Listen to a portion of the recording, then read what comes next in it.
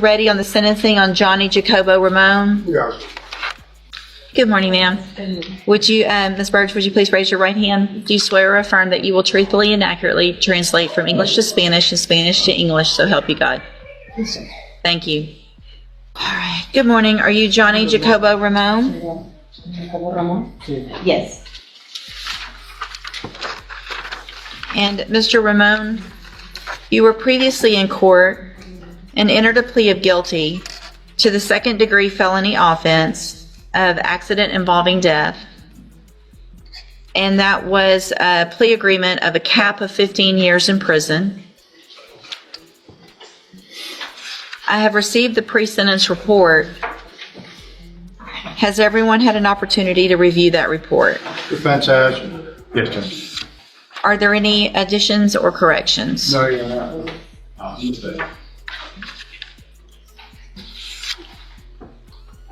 Mr. Burbank, you may proceed. Your Honor, this is a tragic accident. If you read the factual basis, which I know you did, person was walking across the street at nighttime, and cars swerved, and my client actually hit him. As reflected by the charge, he failed to stop. He panicked, as in reference to his version, that is on page 1, and then was stopped up in Lumberton. He's been employed. He has family up in Woodville. He's been employed. He's got one problem. He is not a U.S. citizen. I would be arguing for probation in this case, but it is my understanding that there is a hold on him by immigration, and that he probably will not, if he got probation, he wouldn't be released. He has 2 prior DWIs from Tyler County that were taken care of at the same time. What you received, basically time served, 90 days jail. The intoxication charge that I believe is from Hardin County was when he was arrested, and that's been dismissed or rejected by the, and probably because we're down here, they probably did it. Your Honor, I asked for there's a death involved, and I would love to have the minimum in reference to penitentiary time, but I'm asking for mid. I think that 15 is probably too harsh, and that's my opinion, especially in light of the facts and circumstances of this, in which the person was walking across the street at the time and being blocked by other vehicles, and other vehicles had to get out of the way. But he was definitely wrong in not stopping. Anything less than the 15, because I know where he's going to go, and that's a sad thing, but he's not here legally. And I don't know if he would like to address the court. Sí. Yes, sí. Go ahead. Quiero decir que lo siento, que si lo hubiese visto, yo me hubiese detenido antes para poder auxiliarlo, pero pues... Hold on. Judge, I'm so sorry. Had I seen him, I would have stopped and helped and rendered aid. Pero pues había un carro con... Hold on. So are you telling me that you didn't know you hit someone? ¿Me están diciendo que usted no sabe que le pegó a alguien? No, sí. I did know. Okay. Y pero pues había un carro enfrente y yo no lo pude ver There was antes. a vehicle in front and I wasn't able to see him on time. Okay. Pero pues quiero decir que lo siento. I want to say that I'm sorry. Que si pudiera volver el tiempo lo haría, pero... But if I could go back in time, I would go back and Soy help. el culpable. And I know I'm guilty. Okay. Thank you. I just have one question up here. What were you doing for work? Have you been? How long have you been in the country? ¿Cuánto tiempo has estado aquí en los Estados Unidos? 14, 15 años. 14, 15 years. And have you always had a job? ¿Siempre han tenido un empleo? Sí, Yes. And you do have a family? ¿Y si tienen familia? sí. Yes. Thank you. Mr. Smith?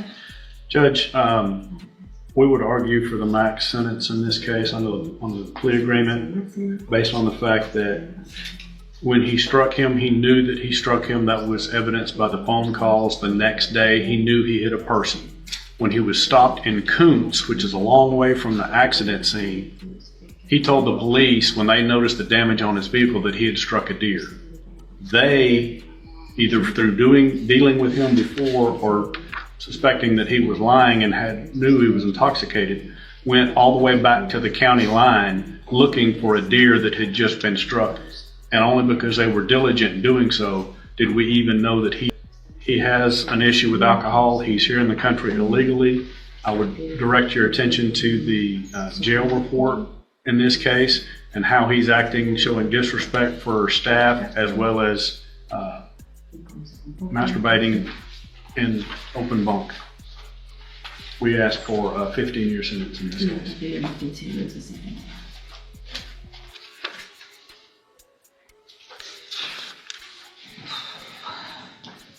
Mr. Huckabo Rayon, obviously the facts of the case are terrible. The fact that you didn't stop, the fact that you were intoxicated, and in addition, and I'm not even sure that when you were in our jail for some amount of time, there was a requirement that I release you because of the amount of time that had gone from the time of the offense while you were sitting in custody. I did that, and then you didn't show up. You are here illegally and have now killed someone. I'm going to find that you entered your plea of guilty freely and voluntarily. Find sufficient evidence to find you guilty. And at this time, find you guilty of accident involving death.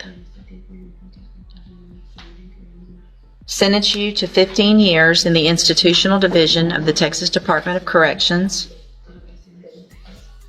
You will receive credit on that sentence for any time that you've been in custody that the law gives you the right to receive.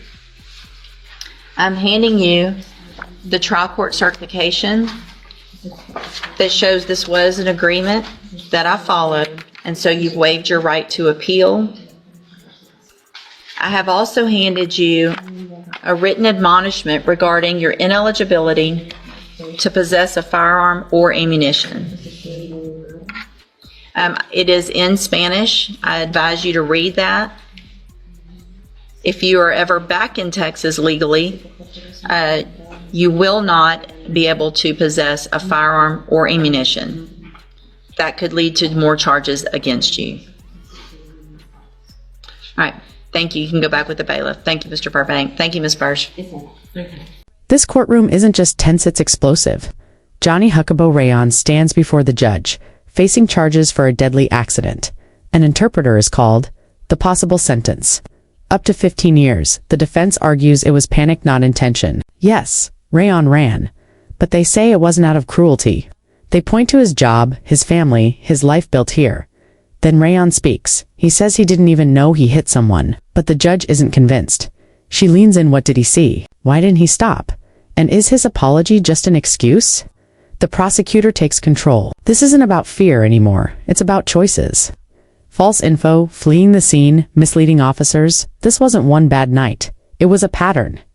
Then comes the final moment. The judge reviews every detail, his actions, his history, his status. Without pause, she delivers the full sentence: 15 years, and a lifetime ban on owning a firearm if he ever returns. In her words, this wasn't just a mistake. It was a chain of decisions. But what do you think?